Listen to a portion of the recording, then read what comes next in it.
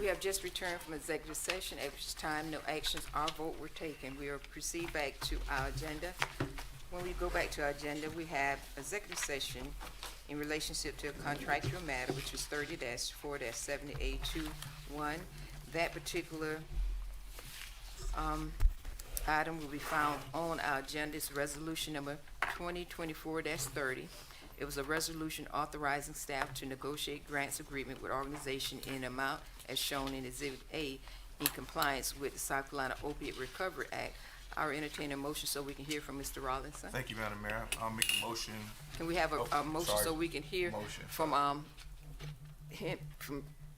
Motion. Okay, do we have a second? Second. So at this time, we'll hear from Mr. Rawlinson. Thank you, Mayor.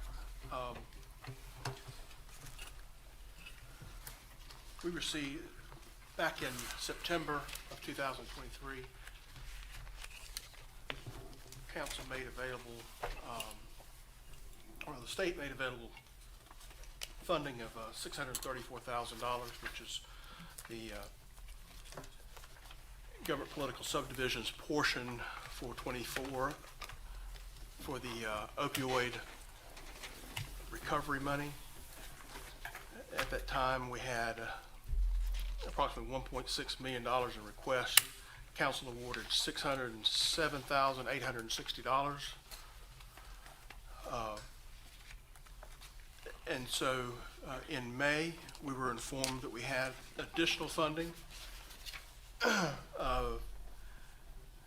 which brought us to an available funds of $557,484. We had 10 agencies request funding, a total of $1.9 million. The Finance Committee has recommended a breakdown of that money with $72,949 going to the Potter's House, $75,000 going to Tenacious Grace, $100,000 to PD Healthy Head Start, $59,535 for a peer support specialist at Circle Park, and $250,000 to the House of Hope.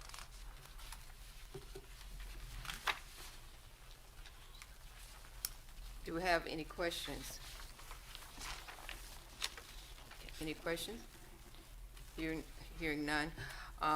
Basically, I do want to clarify that all the organizations that's presented are some that who have received monies in the years prior, correct? Can you tell us the one who received prior to that again, Mr. Rollins? Yes, ma'am. So, Of the ones that have applied, there were 5 that had received funding before. That was the House of Hope, received $250,000.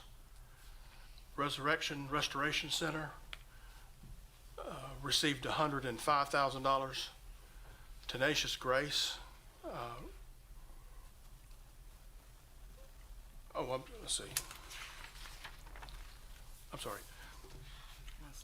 Resurrection House of Hope received $105,000. Tenacious Grace received $172,000. Circle Park Peer Support received $55,860, and the City of Florence received $25,000. thank you. Any questions? Okay. Thank you for that report, Mr. Rollins. I got a point of information. So if the motion as stated is it recommended a committee recommendations, or is it? That's your motion. At this time, what we did, we simply got the motion so we can hear from it. Then now we're at the point that if we need to make the recommendations, because as you see, what he's presented is the information, what came forward for the committee, that the committee recommended, which is in our report that we have, that he didn't put the whole report up there. But your committee report here, Potter House Recovery, IC, was recommended $72,949. The committee recommended Tenacious Grace for $75,000. The committee recommended PD Healthy Start Committee, organization for $100,000. The committee recommended Circle Park Peer Support Specialist position for $59,535.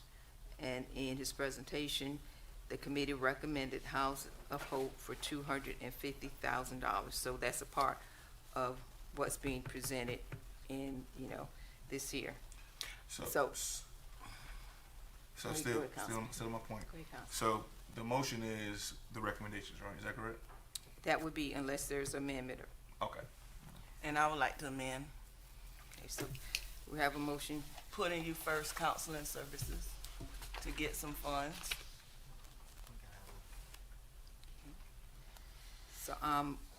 So recommendations for putting you first counseling, 250,000 would be good. 250,000, which will put us at a point with amendment. Where would 250,000 come from? We can take it from the House of Hope that we gave to last time. So we have an amendment to the motion to have funding go to putting your counsel service first. You're putting your first counseling service LLC with $250,000. Therefore, removing the $250,000 from House of Hope, who received $250,000 last year. Is that your amended motion? Yes, I Uh, think we can give them that in the beginning of next year. Okay, I'll second your amendment. So we have amendment on the floor as read. All those in favor of amending the motion, please raise your hand. All those opposed, please raise your hand. Let it show that the amendment failed from a vote of 5-2. So we're back to our original motion. Any other discussion? Hearing none, all those in favor of the original motion to go with the recommendation from the Finance Audit Committee, please raise your hand. All those opposed, raise your hand. Okay. Let it reflect that the resolution to adopt the funding as recommended for the committee has passed. All right, that completes that item. Next, we have the item for discussion regarding appointments to boards and commission, which was item number 30-4-70A1. So at this time, we're entertaining any discussion in reference to the appointment to boards. Yes, Madam Mayor, in last month's, the staff has, at the council direction, conducted an audit of all appointees to boards and commissions to ensure that they comply with state law and the city code of ordinances with respect to residency, representation of businesses and other organizations in the city, and professional or other qualifications required for this position in question. Based on the responses to the questionnaire sent to each appointee, as well as failures to respond to the questionnaire, council has determined that the following members of the city boards and commissions are not qualified and their seats are declared vacant. And the seats are listed. When it comes to the Construction and Maintenance Board of Adjustments and Appeals, James Cooper Jr., Joe Linder, Chasnick T. Rivers, and Harry Cook. Under the Housing Authority, Gerard J. Moultrie. City of Florence Planning Commission, we have none, but Aesthetics Advisory Committee, we have Joey Robinson. The Resilience and Sustainable Advisory Committee, Lenora Rabin. Parks and Beautification Commission, Cecil Floyd and Simon Lee. And those are all the boards and seats that have been vacated. Any of those who have been deemed unqualified may reapply for the vacated seat based on changed circumstances that will bring them into compliance with the city code. Thank you. We have a motion. Do we have a second? We got a motion. Do we have a second? Second. Do we have a motion and a second? Any discussion? Hearing none, all those in favor signify by raising your hand. Any opposed, like sign. Let it reflect that the motion did pass unanimously. Next, we have, Madam Mayor, I want to add Okay, we have another. Yeah. Please proceed. Yep, at this time, Madam Mayor, I move that we table all appointments to boards and commissions while the city staff and members of council get together to help make sure that our laws are both compliant with both state as well as our code of ordinances. So I will move that we table all appointments until the Business Development Committee makes a recommendation at a subsequent council meeting. Second. Business committee. Discussion. That's the motion. This is actually a policy procedure pertaining to the whole of the board. So the whole of the board needs this information input. So I would amend that we go to our original motion, that we have the city staff, city attorney, and the city council to review the process we have, and then come up with how we proceed with a policy. That is my, Point of order. I made a motion and we got a second. well, and I'll amend it. This is my Okay.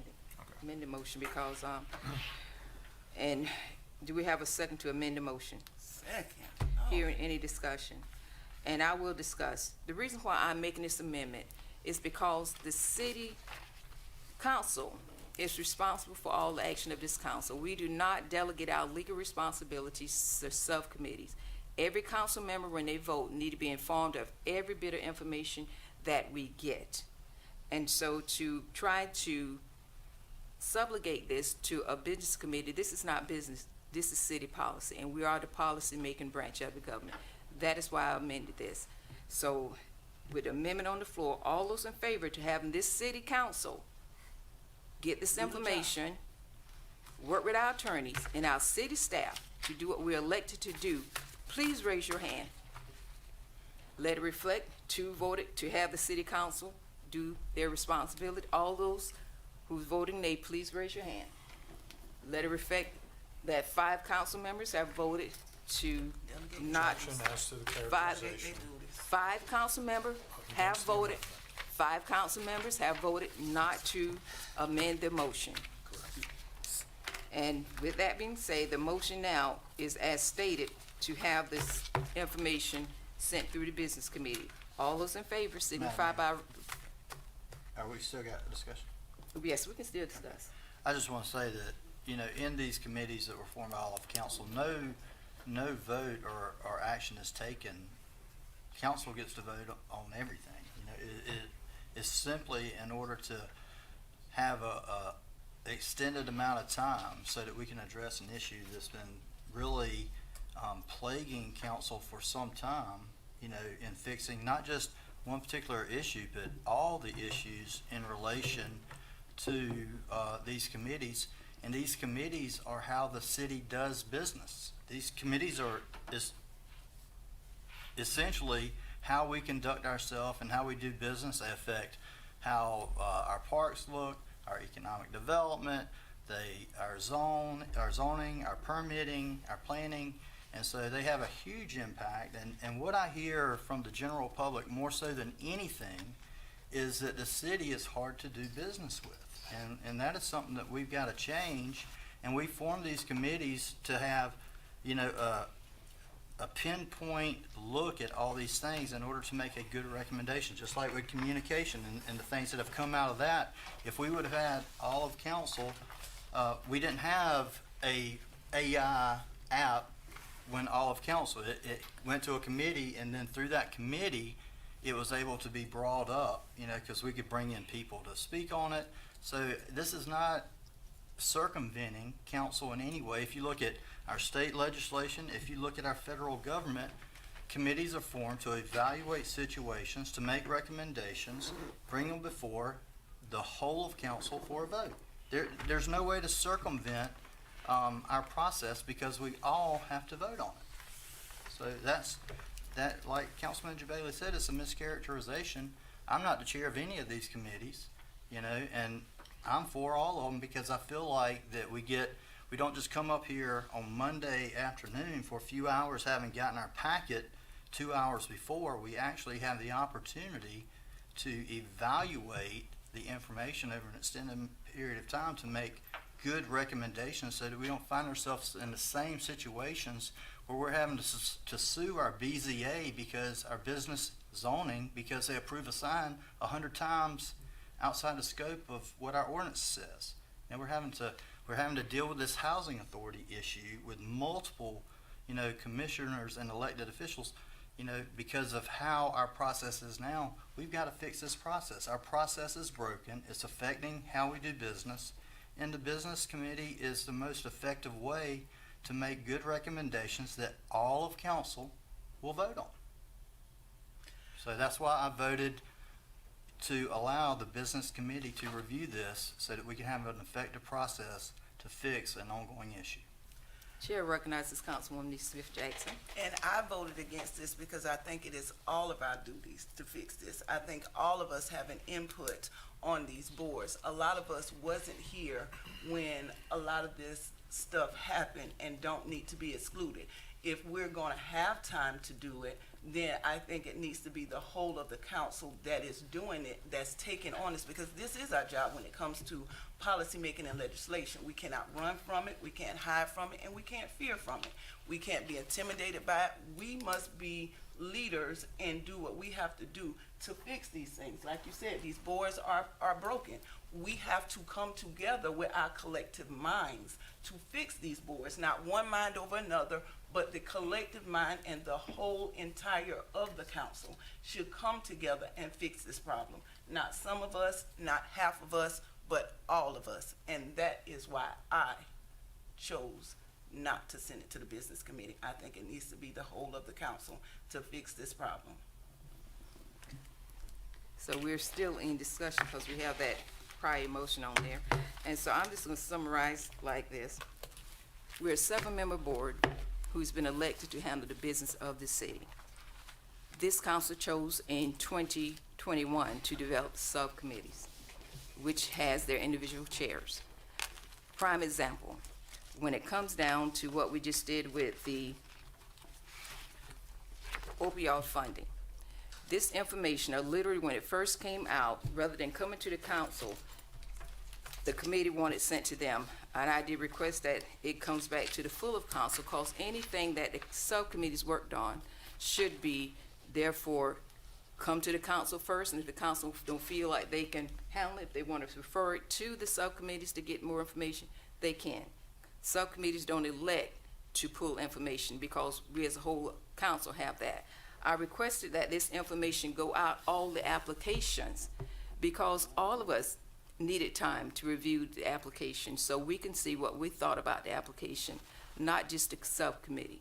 So any information, when it comes out, wherever they send it, every council member should have access to the information at the same time prior to going to have opinions, because sitting here now, if I would not have requested this information to come out, we would not have known what the recommendations were until, just as the councilman stated, to right before the meeting. But that would have been the things coming for the committee. So the ones who are not on the committee, we still wouldn't have had the information until the package would have came out on that Friday or Wednesday or whatever.